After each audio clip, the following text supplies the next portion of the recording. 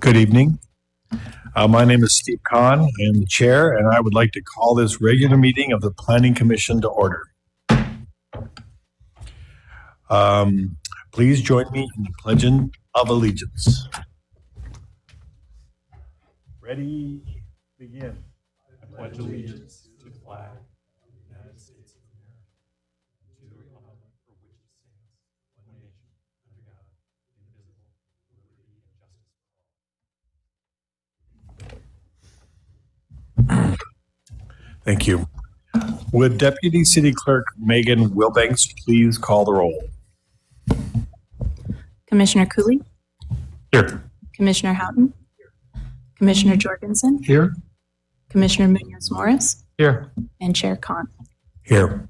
And let the record reflect that we currently have 2 vacant seats on the commission. At this time, we'll hear any public comment from items not on tonight's agenda.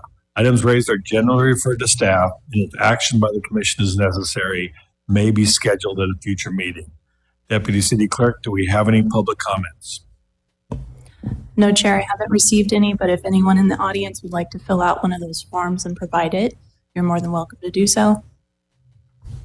Okay, Chair, seeing none. Thank you. So at this time, we're going to discuss the minutes of the February 22nd, 2023 Planning Commission. Anybody have any comments on the minutes? If not, I will entertain a motion and a second to approve the consent agenda. I'd make a motion to approve the minutes. Second. Be Commissioner Jorgensen, will you beat me to it?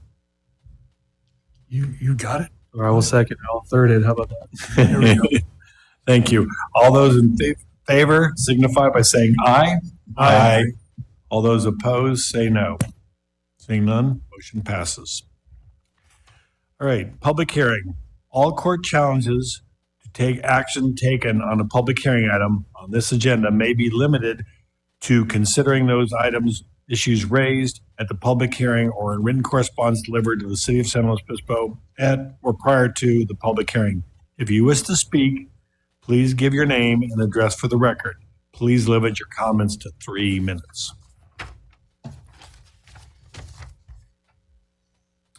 With that, we'll go to item 4A.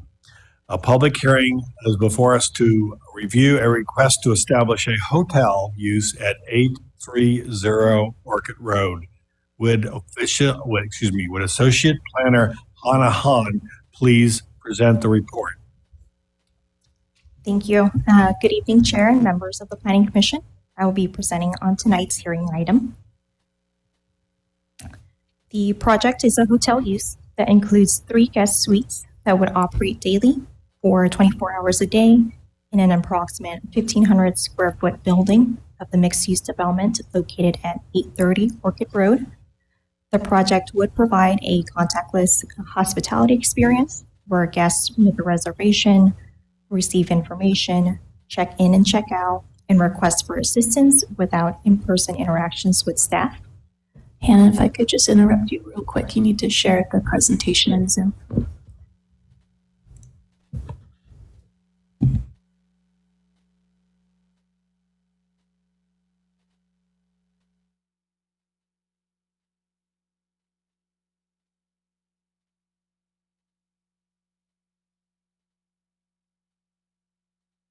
Oh, I'm sorry. Is it showing?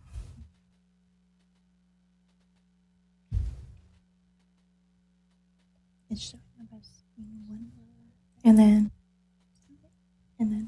it's not showing up for whatever reason.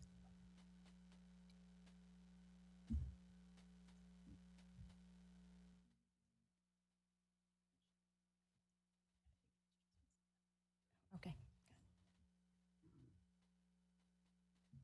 Should I go ahead and start over for my presentation? Okay, thank you. So I'll be presenting on tonight's hearing item, which is at 830 Orchid Road for use-0680-2022, which is a request to establish a hotel use consisting of 3 guest suites in a mixed-use development that operates daily for 24 hours a day.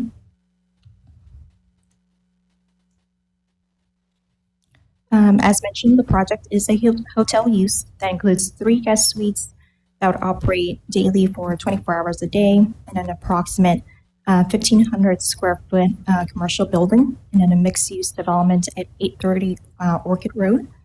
The project would include a contactless hospitality experience where guests make a reservation, receive information, check in and check out, and request for assistance without in-person interactions with staff.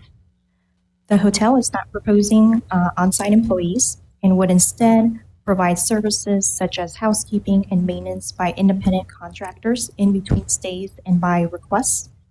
Additionally, the hotel would retain a responsible party who would be available on a 24-hour basis via telephone to receive and respond to any maintenance requests or nuisance complaints. Provided here is a vicinity map. The project site is located on Orchid Road between McMillan Avenue and Duncan Lane and is located in the CS zone. The site is bordered by the manufacturing zone to the north, the CS zone to the east and west, and the CC and R4 zones to the south. The project would be immediately surrounded by 15 residences within the mixed-use development and by other developed properties. Surrounding uses include residences, commercial recreation, light manufacturing, distribution, and storage. Provided here is the proposed site plan that shows the entirety of the mixed-use development. As mentioned in staff's agenda correspondence, this site plan is the correct version, which shows the outdoor area, which would include common seating located in between buildings C and D that would be shared by all residents and guests of the development. The hotel use would operate in what is labeled as Building D, located to the upper right of this screen. As proposed, there are no changes to the building location or construction of additional square footage. The other 3 buildings, A, B, and C, are the 15 residences within this development. And provided here is the proposed floor plan. The hotel use includes a total of 3 guest suites that are nearly identical to each other. Each suite would be less than 500 square feet in size and include a bedroom area, seating area, and bathroom. The project site is located in the services and manufacturing land use designation and commercial service zone, which are intended to accommodate a wide range of services that meet the needs of the city and or region. As proposed, the project would provide a lodging option for those visiting the area and advance city goals by supporting tourism, which is consistent with the intent of this land use designation and zone. To ensure compatibility of a commercial use within a mixed-use development, performance standards related to lighting, air quality, noise, and hours of operation were evaluated. In regards to lighting, the zoning regulations require that all outdoor fixtures be shielded and directed downwards to minimize spillover and operated with the minimum intensity required for security and safety. As part of the building permit review, staff would verify that all proposed fixtures comply with these requirements. Therefore, the project would not result in any adverse impacts related to lighting. To address impacts related to noise, Condition 4 is recommended, which prohibits amplified sounds outdoors and requires compliance with the city's noise ordinance. Additionally, Condition 3 requires that the hotel retain a responsible party who would be available on a 24-hour basis to address all requests and complaints, including noise disturbances. The contact information for this responsible party would be shared with both the residents and guests of the development. In regards to air quality and odor, the project does not include the use of any mechanical equipment or involve operations that would produce pollutants or odors. Therefore, no adverse impacts related to air quality would occur. And lastly, because the project includes a request for 24-hour operation to implement the typical hotel activities, Conditions 3 and 5 are recommended. Again, Condition 3 ensures that there is an available responsible party to address any requests and complaints in the absence of an on-site property manager or hotel employee, and to address potential overlaps in the shared use of guest parking spaces. Condition 5 is recommended to require that the hotel operator actively manage these spaces when the use is occurring to ensure that parking is available for all guests of the development.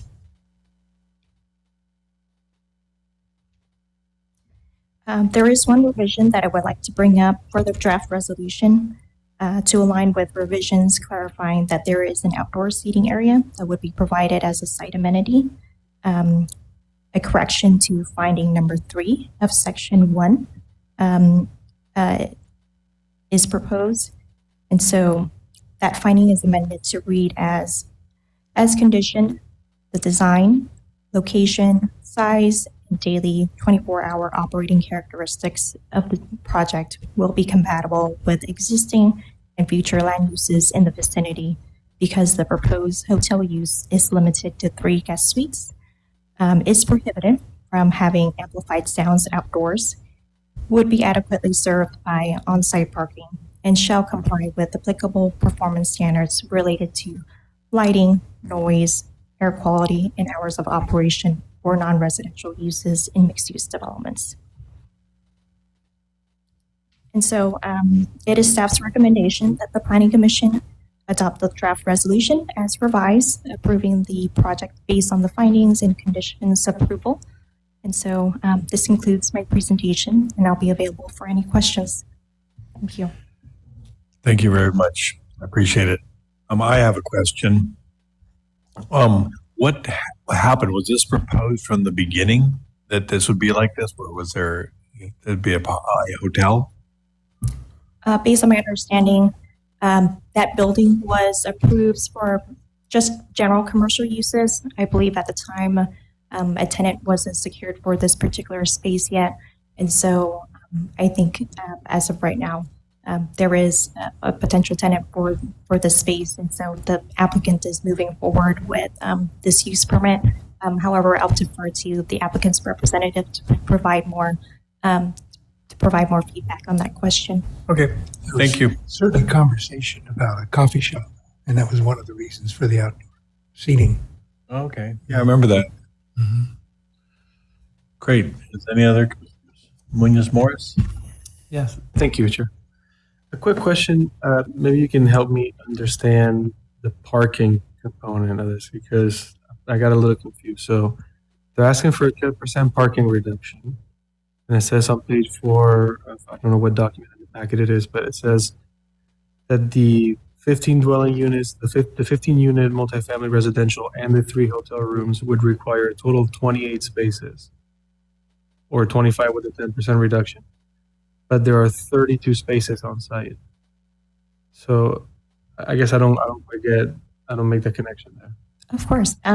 So just to clarify, as a part of the original use permit approval back in December of 2020, that original project proposal did include a 10% parking reduction in exchange for replacement bicycle spaces, which I believe you should be able to see as a part of the project data.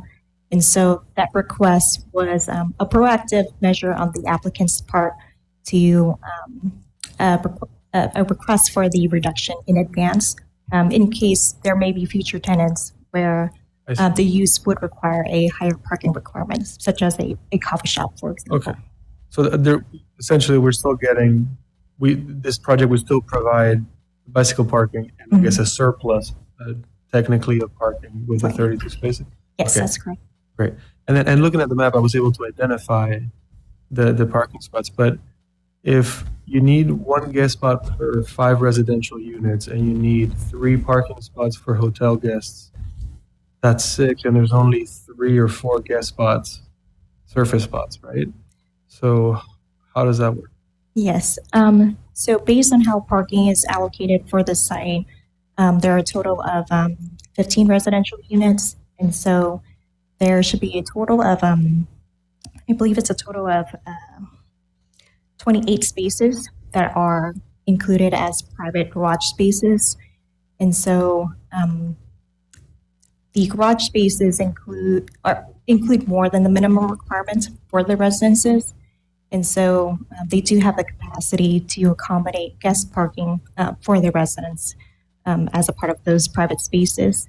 And technically, the 4 surface spaces that you see directly adjacent to the hotel building would serve as just general guest parking for the development.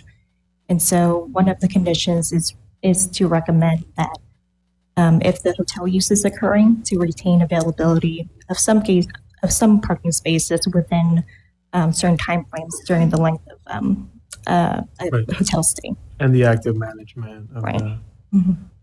I mean, because essentially the hotel use takes up all available surface parking.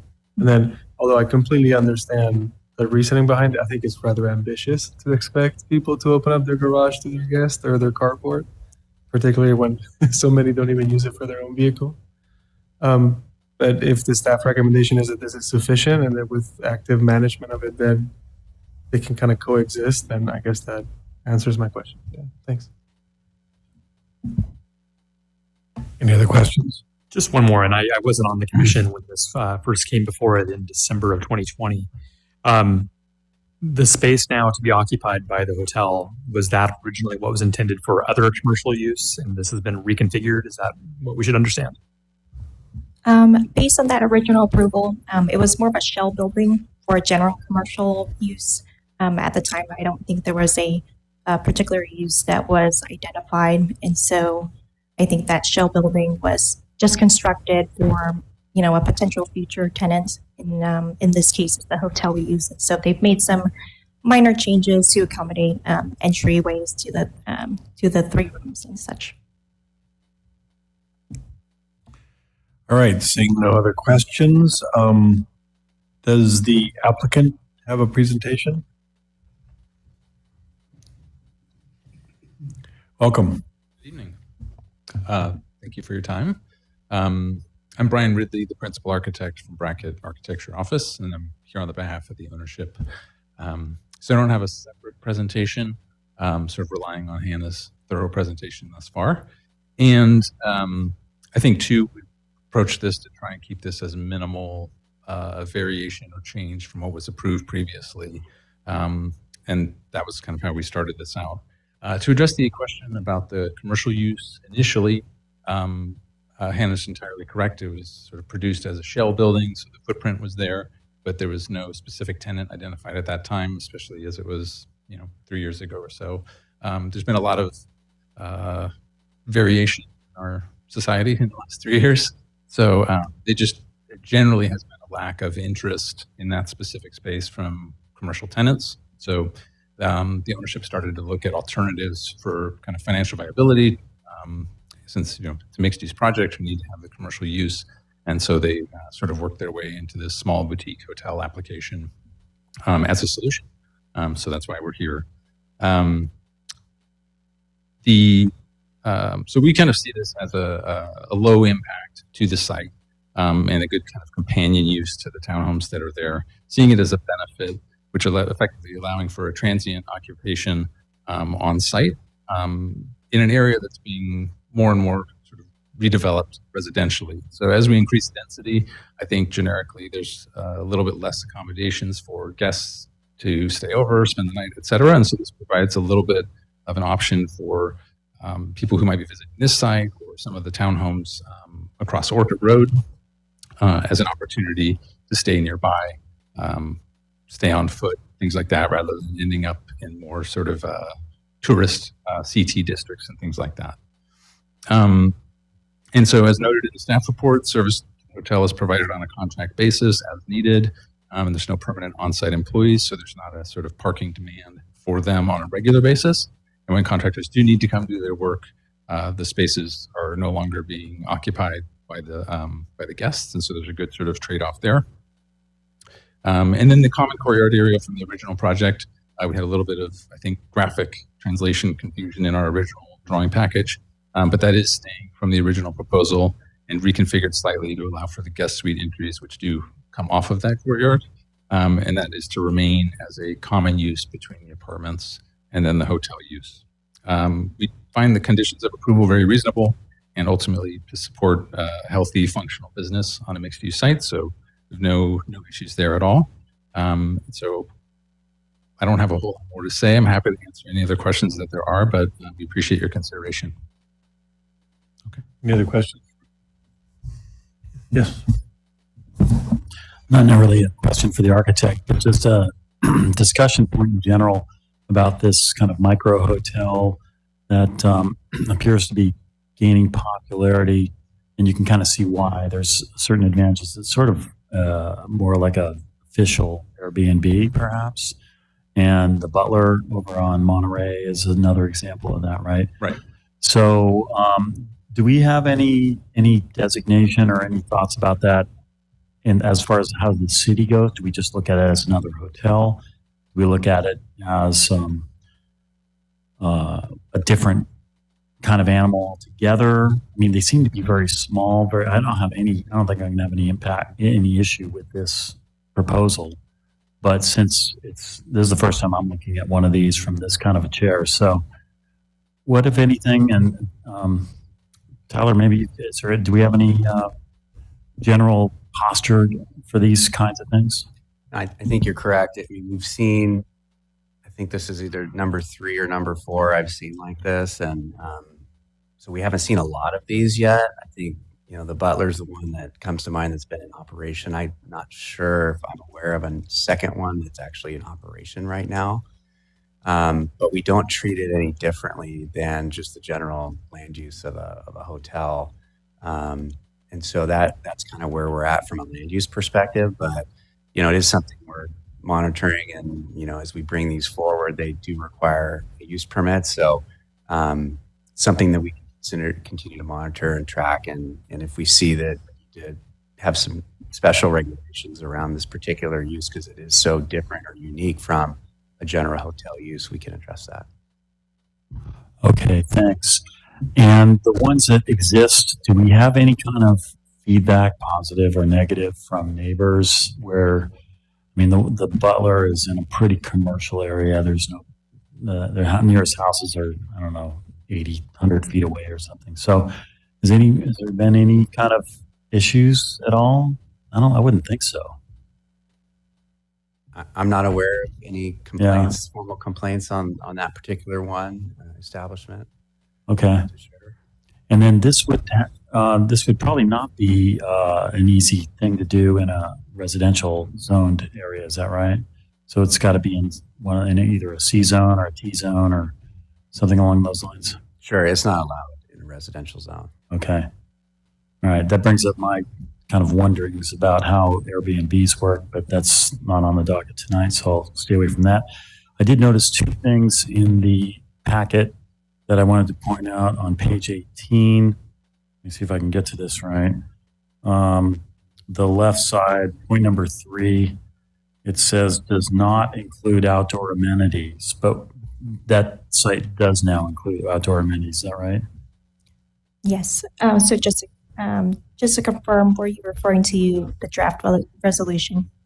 Yeah, I'm in the resolution on page 18 of the packet, Okay. and it says does not. Oh, yes. So I did want to make a correction to that. So as seen here on the screen, it would be a strike through for that portion. Okay, great.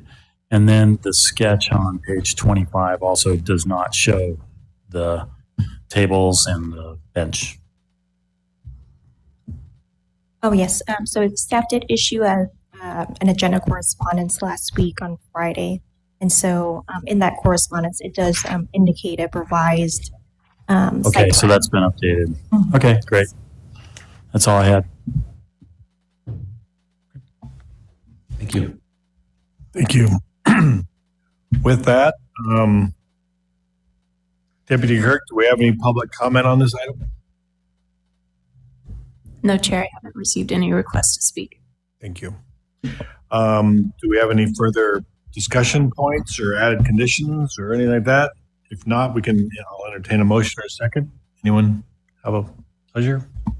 I'll go ahead and move to approve this resolution, approving the conditional use permit. Second? somewhere? I'll second it. Thank you. With that, will Deputy City Clerk please call the roll of the motion? Thank you, Chair. Commissioner Houghton? Commissioner Munoz Morris? Yes. Commissioner Cooley? Aye. Commissioner Jorgensen? Aye. And Chair Khan. Yes. And that motion passes. Thank you. All right. Would Deputy Community Development Director Tyler please provide our staffing update on future agenda items?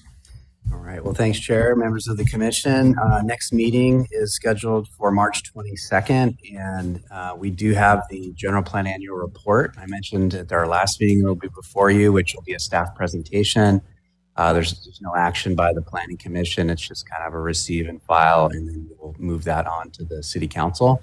But it is a really valuable document for us. It's a requirement that we report out to the state, both on our general plan and more specifically on our housing policy and program accomplishments. And so we'll be touching on all of those things. And this document really highlights all the work that's done across all city departments. So from circulation improvements to permits issued for building permits and commercial square footage, parks and rec, utilities. So you'll see a lot of really good information that we referred to back to over the year. And so that once council gets that presentation and it receives that document, it will be published and then available for the community and others to refer back to for information. Next meeting, we have a meeting in April. First meeting in April is April 12th. So we do have a few items slated for that agenda. The first one will be a consent item. It's just a general plan conformity report for property acquisition by the city at 1035 Walnut. The main, I think, event would probably be our subdivision regulations update. So that's still on track to bring before you. It's kind of a comprehensive update and, to bring, I guess, our subregs into compliance with current state law and to look at some of the more recent state legislation around SB 9 and other types of subdivisions that we are allowed to regulate. And then finally, we have an update to our cannabis regulations and looking at additional areas in the East Airport and Fierro, or more recent annexation areas out by the airport. And so that will also be before you that night. So that gets us out to kind of mid-April. And kind of looking out further, we do have one item for the 26th of April, which would be, I think, a consent item at this point, but it would be for a conformity report for the city's CIP for the 23-25 financial plan, capital improvement project plan. So that's what I have for my updates. Thank you. Appreciate it. Sorry, very quickly, in case I may have missed it, but there's no second meeting in March then? The next one's April 12th? Is that what we said?